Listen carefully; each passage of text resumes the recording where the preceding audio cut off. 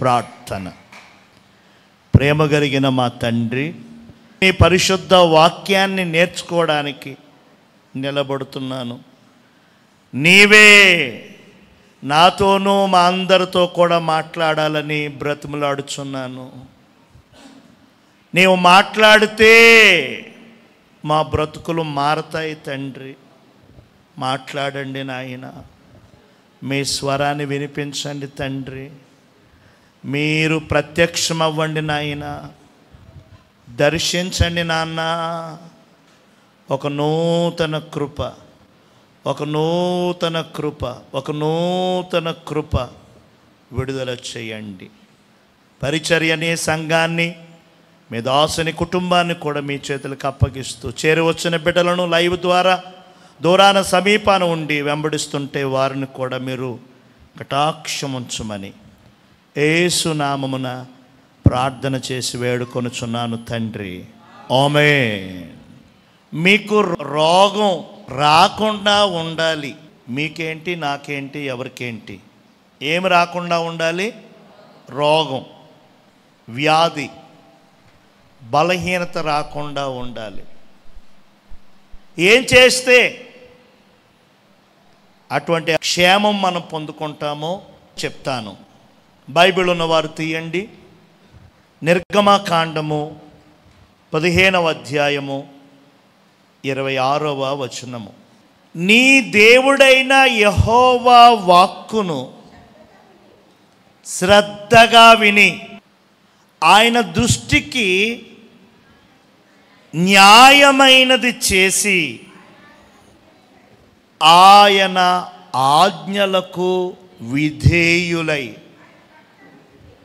ఆయన కట్టడలు అన్నిటినీ అనుసరించి నడచిన ఎడల నేను ఐగుప్తీయులకు కలగజేసిన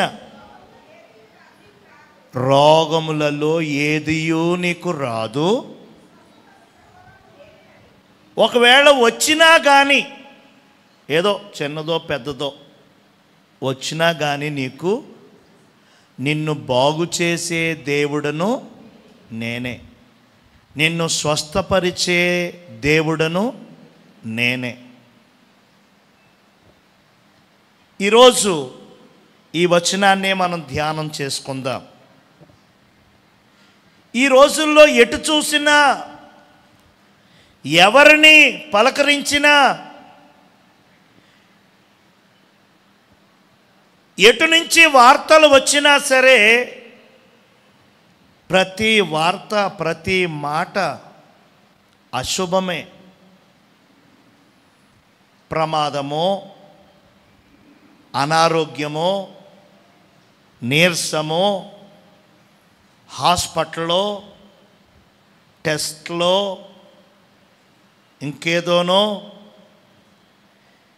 ఈ వార్తలే మనకు ఎక్కువ అవుతూ ఉన్నాయి. ఎంత జాగ్రత్తగా ఉన్నా, ఎంత అత్తారబత్తారంగా చూసుకుంటున్నా పిల్లల్ని, ఏదో ఒకటి వారానికి ఒకసారో నెలకు ఒకసారో ఏదో ఒకటి. కాబట్టి దేవుని యొక్క వాక్యం తెలియచేస్తుంది. దేవుడైన యెహోవా మోషేలో ఉండి దేవుని ప్రజలకి చెప్తున్నారు, నీ దేవుడైన యెహోవా వాక్కును శ్రద్ధగా విని. చెప్పండి. మన దేవుడు ఎవరు? మన దేవుడు యేసయ్య. ఆయన వాక్కు అంటే వాక్యం అంటే దేవుని మాట. మన దేవుడు వాక్యమై ఉన్నాడు. మన దేవుడు మాట్లాడే దేవుడు. ఏవండి, మాట్లాడే దేవుడై ఉన్నటువంటి ఆయన మాటలను శ్రద్ధగా విని. ఎలాగ వినాలట? శ్రద్ధగా వినటం చాలా రకాలు ఉన్నాయి. దేవుడు ఏమని కోరుతున్నాడంటే శ్రద్ధగా వినాలని కోరుతున్నాడు. రెండోది, నీ దేవుని దృష్టికి న్యాయమైనది చెయ్యాలి. చెప్పండి, ఎవరి దృష్టికి చెయ్యాలి న్యాయం? దేవుని దృష్టికి, మనుషుల దృష్టికి కాదు, సేవకుల దృష్టికి కాదు. మనుషులకి లేక సేవకులకి మెచ్చేలాగుంటే సరిపోద్ది, వారికి నచ్చితే చాలు అనుకునే ధోరణి తప్పు. ఎవరికి నచ్చాలి? ఎవరు మెచ్చుకోవాలి? దేవుడు అందరినీ చూస్తున్నాడు, నన్ను, మిమ్మల్ని, అందరినీ చూస్తున్నాడు ఆయన. కాబట్టి ఆయన దృష్టికి న్యాయమైనది. చెప్పండి, ఏంటది? దేవుని దృష్టికి న్యాయమైనది చేసి దేవుని ఆజ్ఞలకు విధేయులై. మోషే ద్వారా దేవుడు 10 ఆజ్ఞలు ఇచ్చారు.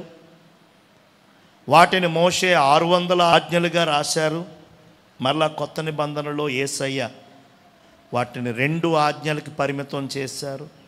ఆ 2 ఆజ్ఞలు కూడా ఒక్క ఆజ్ఞతోనే పోల్చారు. ఏంటా ఒక్క ఆజ్ఞ అంటే, నీ దేవుడైన యెహోవాను ప్రేమించాలి, సేవించాలి, నమ్ముకోవాలి. అలాగే నీ పొరుగువారిని కూడా, నిన్ను వలె నీ పొరుగువారిని కూడా. ఇంతే దేవుడిచ్చిన ఆజ్ఞ. కనుక ఆయన ఆజ్ఞలకు విధేయులై అంటే మాట వినుట, దేవుని మాట చెప్పింది చెప్పినట్లుగా చేయుట విధేయత అంటే. దేవుని ఆజ్ఞకు విధేయులై. 4వదిగా, ఆయన కట్టడలన్నిటినీ, ఆజ్ఞలు వేరు, కట్టడలంటే కొన్ని షరతులు, కొన్ని కండిషన్స్. వాగ్దానం ఉంది, దేవుడు ఇచ్చాడు. అయితే ఆ వాగ్దాన ఫలం నీకు రావాలంటే, ఆ వాగ్దానము నీవు అక్షరాలా నీవు పొందుకోవాలంటే దాంట్లో కొన్ని కండిషన్స్ ఉంటాయి, షరతులు ఉంటాయి. అలా చేసి, అలా చెంది, అలా చేస్తే అప్పుడు ఆ వాగ్దానం. నేను కండిషన్స్ పాటించను, షరతులు కట్టడలు నేను వినను, నాకు ఇచ్చిన వాగ్దానం చేసేయి అంటే అది తప్పు. కనుక ఆ వాగ్దానం వెనకాల మనం చేయాల్సిన పని ఏంటి? ఆ వాగ్దానం వెనకాల దేవుడు పెట్టిన షరతు ఏంటి? ఆ వాగ్దానం వెనకాల దేవుడిచ్చినటువంటి ఆజ్ఞ ఏంటి, కట్టడ ఏంటి తెలుసుకుని దానిని మనం అనుసరిస్తే అప్పుడు ఐగుప్తీయులకి నేను కలగజేశానే ఆ రోగాల్లో ఏది నీకు రాదు. చెప్పండి, ఏది నీకు రాదు. ఒకవేళ వచ్చిందనుకో, నిన్ను బాగు చేసేది నేనే. దేవునికి స్తోత్రం. అయినా ఏదో చిన్నదో పెద్దదో వచ్చిందనుకో, బలహీనత వచ్చిందనుకో, ఏదైనా బాధ, నీరసం, భయపడొద్దు. నిన్ను బాగు చేసేది నేనే. ఏది రానియను, ఒకవేళ వచ్చినా బాగు చేసేది నేనే. ఇలాంటి భరోసా ఎవరిస్తారండి? ఇలాంటి మాట ఎవరు చెప్తారు మనకి? ఇలాంటి అద్భుతమైనటువంటి దీవెన ఎవరిస్తారు మనకి? ఏ రోగం రానియను, ఒకవేళ ఏదైనా వచ్చినా నేను చూసుకుంటా, నేను బాగు చేస్తా, నేను తగ్గిస్తా. దేవునికి స్తోత్రం. అటువంటి మహిమ కలిగినటువంటి దేవుడు మనం ఆరాధించుచున్న యేసయ్య. హల్లెలూయా. మనుషులమైనటువంటి మనం ఇప్పుడో ఏదో చిన్న చితకో బలహీనతలు అనేవి వస్తాయి, రాకుండా ఉండవు. ఏమండి, రాకుండా ఉండవు, వస్తాయి. వచ్చింది కదా అని డీలా పడిపోవద్దు. నాకు అలా అయ్యింది, ఆవిడికి ఇలా అయింది, ఇతనికి ఇలా అయింది అని నువ్వేమీ కంగారు పడాల్సిన పని లేదు. వచ్చింది, రానివ్వకుండా దేవుడు చూస్తాడు. ఒకవేళ వచ్చింది, ఆ వైరస్ అలా తిరుగుతుంది. ఏ వైరస్? జ్వరం వైరస్, ఆ రొంప వైరస్ తిరుగుతుంది. లేక ఇంకేదో వైరస్, బ్యాక్టీరియా తిరుగుతుంది. ఆటోమేటిక్గా మన నలుగురితో తిరగాలి, నలుగురితో ఉండాలి, స్కూల్స్కి వెళ్ళాలి పిల్లలు, మనం కూడా పనులకు వెళ్ళాలి. కాబట్టి ఏదో ఒక సమయంలో మనకి అటాక్ చేస్తుంది, కొంచెం బలహీనత పడవచ్చు. అయితే దేవుడు నిన్ను బాగు చేస్తానంటున్నాడు, దేవుడు నిన్ను స్వస్థపరుస్తానంటున్నాడు. ఇప్పుడు దేవుని నామాన్ని ప్రకటించే మేము కూడా, మీ కొరకు, మీ బలహీనతల కొరకు ప్రార్థన చేసే మేము కూడా ఒక్కొక్కసారి బలహీనమైపోతాం. కనీసం ఫోన్ లిఫ్ట్ చేసే అంత, మాట్లాడే అంత ఓపిక కూడా ఉండదు.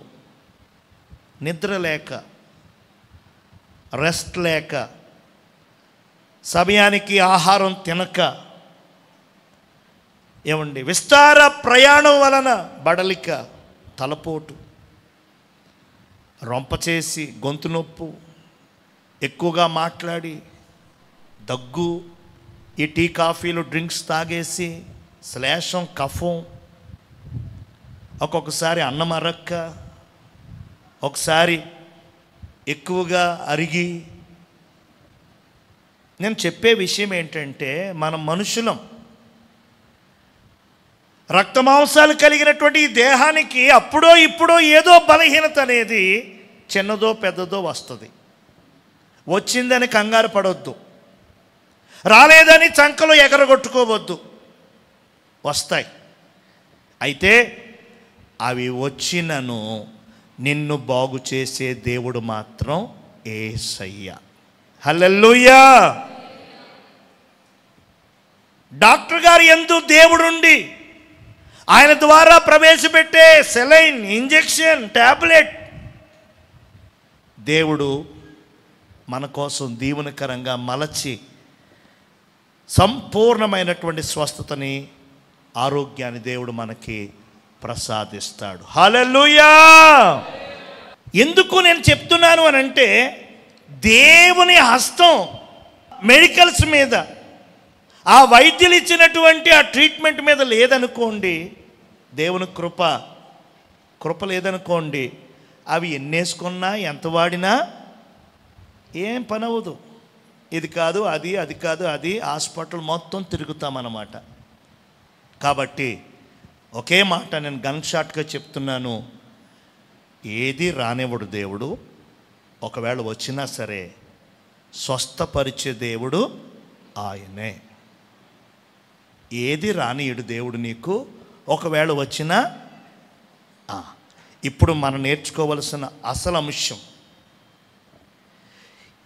అసలు రోగమే రానివ్వకుండా చేయొచ్చు కదా దేవుడు.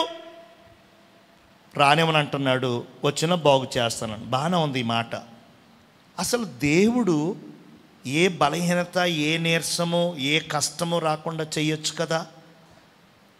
రోగం రానివ్వడం ఎందుకు, మళ్ళా దాన్ని పోగొట్టడం ఎందుకు అని ఆలోచిస్తున్నారు కొంతమంది. అయితే ఈరోజు నేను చెప్తున్నాను, రోగము ఎవరికైనా వస్తుంది. రోగం రావడానికి ఒక 4 కారణాలు ఉన్నాయి. ఒకటి పాపం.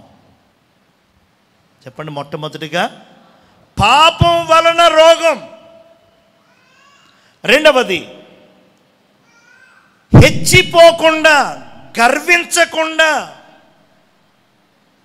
నేను, నాది, నాకే, నేనే, నేను తప్ప, అటువంటి స్వభావం, గర్వం మనలో గూడు కట్టుకోకుండా. ఏమండి, మూడవది దేవుడు పరీక్షించటానికి. నాలుగవది దేవుని వైపుకు నిన్ను లాక్కోవడానికి, అంటే దేవుని నామం మహిమార్థంగా. దేవునికి స్తోత్రం. ఎందుకు ఈ బలహీనతలు అని అంటే 4 కారణాలు చూపిస్తుంది బైబిల్. 1, పాపం. చెప్పండి, మొట్టమొదటి కారణం ఏంటి? పాపం. ఏంటి పాపం? ఆజ్ఞాతిక్రమమే పాపం. ఆదాము అవ్వలు పాపము చేయనంత వరకు వారికి ఏ బలహీనత లేదు. వారు అందంగా, ఆరోగ్యంగా, ఆనందంగా దేవునితో ఉన్నారు, దేవునిలో ఉన్నారు. పాపము చేయనంత వరకు. పాపం చేశారు, ఆజ్ఞను అతిక్రమించారు. నెక్స్ట్ స్టార్ట్ అయింది వారికి బాధ. చెప్పండి, వారికి ఏం స్టార్ట్ అయ్యింది? బాధ స్టార్ట్ అయ్యింది, వేదన స్టార్ట్ అయ్యింది, కష్టం స్టార్ట్ అయ్యింది, కన్నీళ్ళు స్టార్ట్ అయ్యాయి, భయం స్టార్ట్ అయ్యింది, ఏమండి, ఏడుపు స్టార్ట్ అయ్యింది. హల్లెలూయా. పాపం, పాపం. మరి పాపానికి విరుగుడు లేదా? ఉంది. ఏమండి, పాపానికి విరుగుడు ఉంది. పాపం ద్వారా తెచ్చుకున్న జబ్బు, పాపం వలన సంక్రమించిన వ్యాధి, పాపం వలన ప్రవేశించిన బలహీనతను విరగ్గొట్టడానికి మందుంది. ఏంటా మందంటే యేసు రక్తము, యేసు నామము. ఎందుకంటే ప్రతి పాపాన్ని కడిగి వేయటానికి, ప్రతి దోషాన్ని కాల్చివేయటానికి యేసయ్య నామానికి, యేసయ్య రక్తానికి శక్తి ఉంది. చెప్పండి, యేసయ్య నామానికి, యేసయ్య రక్తానికి. హల్లెలూయా. ఎలీషా అనేటువంటి ఒక ప్రవక్త ఉన్నాడు. ఆయన దగ్గర ఒక పరిచారకుడు ఉన్నాడు, అసిస్టెంట్ గెహజీ. సిరియా అనేటువంటి దేశం నుంచి ఒక సైన్యాధిపతి వచ్చాడు. వాళ్ళంతా కుష్టి. ఆ కుష్టి జబ్బుతో బాధ భరించలేక, ఏమండి, ఎవరో చెప్పగా ఇశ్రాయేలు దేశంలో ఒక ప్రవక్త ఉన్నాడు, అతడు ప్రార్థన చేస్తే గనక నీకు బాగు కలుగుతుంది, స్వస్థత వస్తుంది అని ఎవరో చెప్పగా బయలుదేరుకుని వచ్చాడు. ప్రవక్త ఏమో ప్రార్థనలో ఉన్నాడు, ఈ అసిస్టెంట్ ఏమో వారితో మాట్లాడి వారు వచ్చిన సంగతి సమాచారం తెలియచేద్దామని పైకి వెళ్ళాడు.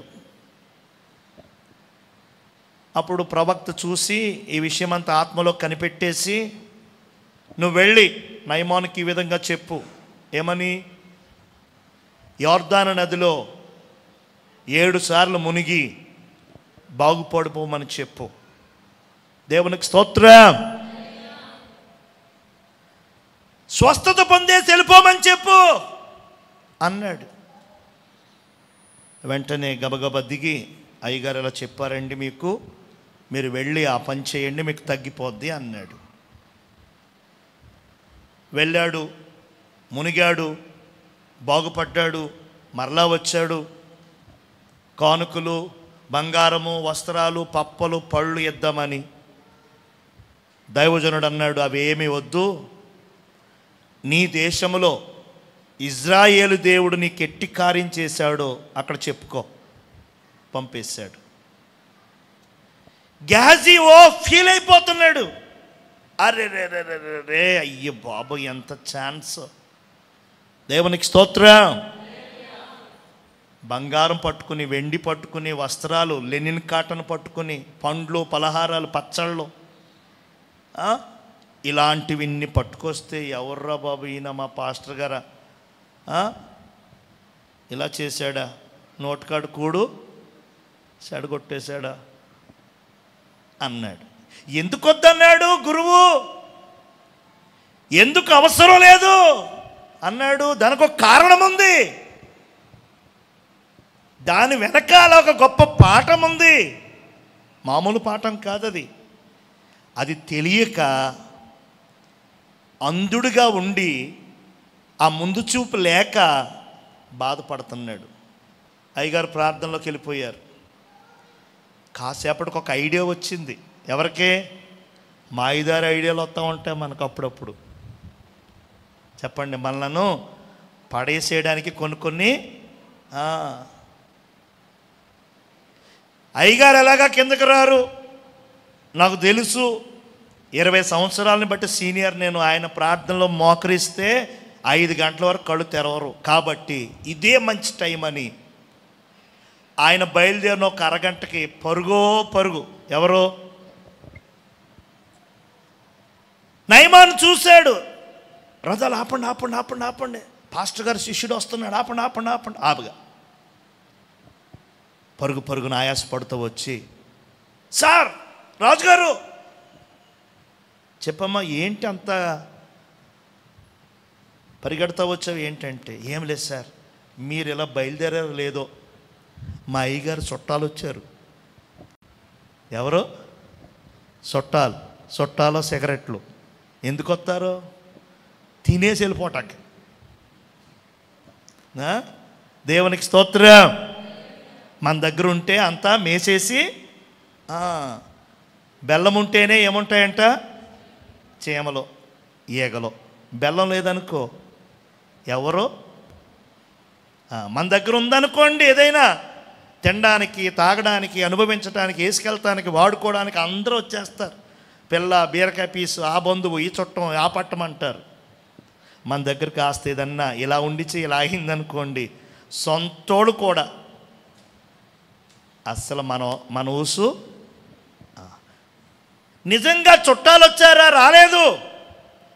కానీ ఇతడు ఏదో విధంగా కొంత అతని దగ్గర డబ్బులు, బంగారము, ధనధాన్యాలు తీసుకోవాలని ఒక చెడ్డ ఆలోచన చేత, సార్ మీరు బయలుదేరగానే మా అయ్యగారి దగ్గరికి చుట్టాలు వచ్చారండి, వారికి పెడతాకి ఏమీ లేదండి మా దగ్గర, మీకు తెలుసు కదండి మా అయ్యగారు ఎలాంటారో, అసలు దేవుని వైపు తప్ప ఇంకెవరి వైపు చూసి తెలుసు కదండి, కాబట్టి నన్ను పంపించారండి, మీరు కొంచెం నీకెంత కావాలంటే అంత తీసుకో, బంగారం వెండి ఎంత కావాలంత తీసుకో అన్నాడు. మొత్తం అతడు అట్టుకెళ్ళిన సంచుల నిండా పెట్టేసుకున్నాడు. ఇంకా ఏదైనా అవసరమైతే చెప్పు, పంపిస్తాను నేను అన్నాడు. అలాగే సార్ అవసరమైతే అడుగుతానులేండి అన్నాడు. శుభ్రంగా 4 మూటలు ఇంటికట్టుకెళ్ళిపోయాడు. ఇంట్లో దాచేసాడు. తలుపులకి గోడాలు పెట్టేసి తాళం కప్పలో ఈ సైడో కప్ప, మధ్యలో కప్ప, ఈ సైడో కప్ప, 3 కప్పలు వేసాడు. ముచ్చటగా 3 కప్పలు వేస్తున్నారా? దేవునికి స్తోత్రం. అంతా చేసుకుని వచ్చాడండి. వచ్చి ఏమి ఎరగనట్లు కూర్చుని ఉన్నాడు. ఈలోగా అయ్యగారు పిలిచారు, గెహజీ ఎక్కడున్నావు, ఎక్కడి నుంచి వచ్చావు అన్నారు. నీ సేవకుడిని, నీ దాసుడిని నేను ఎక్కడికి వెళ్తానయ్యా? నీ పర్మిషన్ లేకుండా నేను ఎక్కడికైనా వెళ్తానా అన్నాడు. ఎలీషా అన్నాడు, నాకు తెలియదు అనుకుంటున్నావా? నువ్వు వెళ్ళినప్పుడు నా ఆత్మ నీతో రాలేదనుకుంటున్నావా? దేవుడు నాకు అది మరుగు చేశాడు అనుకుంటున్నావా? అయితే విను, అతడు ఇక్కడ విడిచి వెళ్ళిపోయాడు కదా కుష్ఠం, ఇక్కడ తగ్గించుకుని వెళ్ళాడు కదా జబ్బు, ఆ జబ్బు నీకు ప్రాప్తిస్తుంది, నీ ఇంటికి ప్రాప్తిస్తుంది అన్నాడు. సెకండ్స్లో, నిమిషాలు కాదండి, సెకండ్లలో అతని ఒళ్ళంతా తెల్లని కుష్ఠపడొచ్చేసింది. ఇంటికాడ ఉన్న భార్యకి, పిల్లలకి, అల్లుళ్ళకి, కూతుళ్ళకి, కొడుకులకి, అందరికి వచ్చేసింది. ఆ రోజే ఊరి నుంచి బహిష్కరించేశారు. ఎవరిని? గెహజీ. దేవునికి స్తోత్రం. ఆ రోగం ఎందుకు వచ్చింది? పాపం. చెప్పండి, ఆ రోగం ఎందుకు వచ్చింది? పాపం. హల్లెలూయా. మోసం చేశాడు, అబద్ధమాడాడు, ధనాన్ని ఆశించాడు, తెచ్చిపెట్టుకున్నాడు. ఆ జబ్బు వలన ఊరు నుంచి, సంఘం నుంచి బహిష్కరించారు. చచ్చే వరకు కూడా ఇంటికి చేరకుండా, చచ్చిపోయే వరకు కూడా ఎవ్వరితో కలవకుండా గెహజీ తన జీవితము అలాగ అంతమైపోయింది. హల్లెలూయా. రోగం రావడానికి గల మొదటి కారణం పాపం. మరి విరుగుడు లేదా? ఉంది విరుగుడు. దావీదు కూడా పాపం చేశాడు. ఆ పాపానికి తగ్గ శిక్ష అతనికి పడింది. అతడు ఎవరిని ఎక్కువ ప్రేమించాడో, ఆమెతో శరీర పాపం చేయటం వల్ల ఒక బిడ్డ పుట్టాడు. ఆ బిడ్డ కొన్ని రోజుల్లో చచ్చిపోయాడు. అక్కడితో ఆగల. అంతకంటే ముందు తన భార్యకి అమ్నోను, ఆ తర్వాత ఆదోని, అద్భుతమైన అందగాడు అబ్షాలోము అనే కొడుకులు కూడా ఉన్నారండి. పాపం చేసింది బెత్షెబతో. సంసారం చేసి భార్యగా తన ధర్మం చొప్పున బిడ్డలు కన్నాడు. అయితే పాపం వల్ల పుట్టిన కొడుకు చనిపోయాడు. భార్య ద్వారా పుట్టినటువంటి అద్భుతమైన కొడుకులు, రాజులుగా చేయబడటానికి పెంచబడుతున్న యోధులు ముగ్గురు చచ్చిపోయారు. హల్లెలూయా.